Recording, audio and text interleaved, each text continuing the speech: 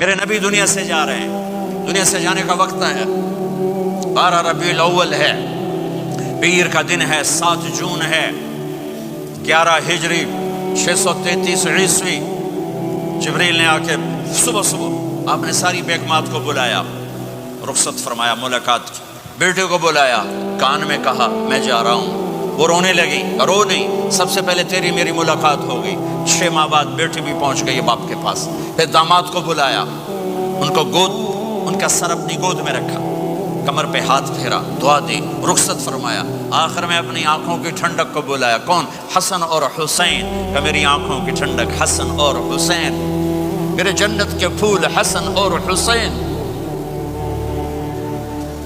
یوں لیا، حسن کو یہاں سے لیتے تھے، حسین کو یہاں، حسن کو ادھر اٹھاتے تھے، حسین کو ادھر اٹھاتے تھے۔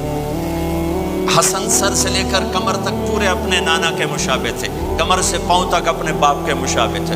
حسین اس کا الٹ تھے، سر سے لے کر کمر تک اپنے باپ کے مشابہ تھے، کمر سے لے کر پاؤں تک اپنے نانا کے مشابہ تھے۔ اس مشابہت کی وجہ سے آپ کہا کرتے تھے حسن میرا بیٹا ہے، حسین علی کا بیٹا ہے۔ آخر میں ان کو بلا کر یوں لیا، اور ساتھ ہی آنسو ٹپ ٹپ ٹپ ٹپ ٹپ ٹپ۔ بیویوں کو جدا کیا، آنسو نہیں، بیٹی کو جدا کیا، آنسو نہیں، داماد کو جدا کیا، آنسو نہیں۔ جب بچوں کو جدا کرنے لگے تو یوں آنسو۔ ایک کو زہر میں تڑپتے دیکھا، ایک کا کٹا سر نیزے پہ چڑھتے دیکھا تو آنسو رک نہیں سکے، دعا نہیں کی، ہاتھ نہیں اٹھائے، اللہ کی تقدیر کے سپرد کر دیا، اولاد کو ذبح ہونے کے لیے تیار کر لیا کہ کل میری امت اولاد کے پیچھے جھوٹ نہ بولے، رشوت نہ لے، حرام کاروبار نہ چلائے، دھوکہ نہ دے، فراڈ نہ کرے، بچوں کو کہاں سے کھلائیں، بچوں کو کہاں سے پلائیں، کہ یہ میرا حسین کا سر کٹ کے نیزے پر چڑھا ہوا ہے۔ کچھ نہیں بولے، رخصت فرما دی۔ جب سب چلے گئے تو جبریل آ گئے، آپ نے فرمایا کیا ہوا؟ خاموش کھڑے تھے، کہ موت کا فرشتہ دروازے پر ہے، اندر آنے کی اجازت چاہتا ہے۔ اپنے نبی کا مقام دیکھو، موت بھی پوچھ کے آتی ہے۔ آپ نے کہا آ جائے، آپ کی اجازت پر ملک الموت اندر آئے۔ اسرائیل کا السلام علیکہ یا رسول اللہ، کہنے لگا آپ پہلی ہستی ہیں، میں سلام کر رہا ہوں، میں نے کبھی کسی کو سلام نہیں کیا۔ کہنے لگا آپ پہلی ہستی ہیں، اللہ نے فرمایا تھا پوچھ کے اندر جانا، بن پوچھے نہ جانا۔ پھر کہنے لگے آپ پہلی ہستی ہیں، اللہ نے فرمایا آنا چاہیں تو لے آنا، رہنا چاہیں تو چھوڑ کے آ جانا۔ یہ وہ دربار رسالت ہے جہاں موت بھی پوچھ کے آتی ہے۔ آپ نے فرمایا میں اجازت دے دوں میری جان نکالو گے؟ کہا جی نکالوں گا، نکالوں۔ آپ نے یوں جبریل کو دیکھا، کیا کہتے ہو؟ جاؤں یا رہ جاؤں؟ جبریل نے کہا اللہ آپ کی ملاقات کے شوق میں ہیں، فیصلہ آپ کریں گے۔ ہاں یہ بات سنانا چاہتا تھا اگلی۔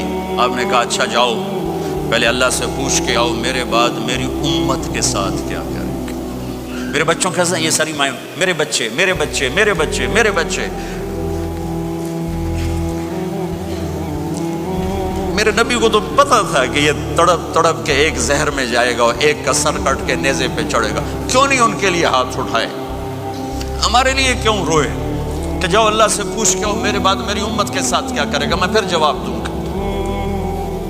جبریل واپس گئے، موت کا فرشتہ کھڑا ہوا ہے، جواب آیا یا رسول اللہ آپ کا رب کہہ رہے ہیں آپ کی امت کو تنہا نہیں چھوڑوں گا۔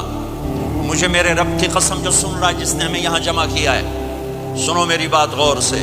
اگر میرے نبی یہ سوال نہ اٹھاتے تو آج میں اور آپ بھی بندر خنزیر میں بدل چکے ہوتے۔ میری اور رب کی کوئی رشتہ داری نہیں ہے۔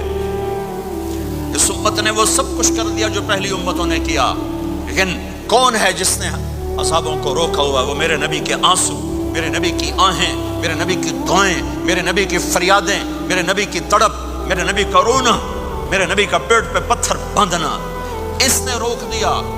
کوئی نبی جاتے ہوئے امت کے لیے نہیں رویا، واحد نبی ہیں جو جاتے ہوئے امت کے لیے روئے، میری امت میری امت میری امت۔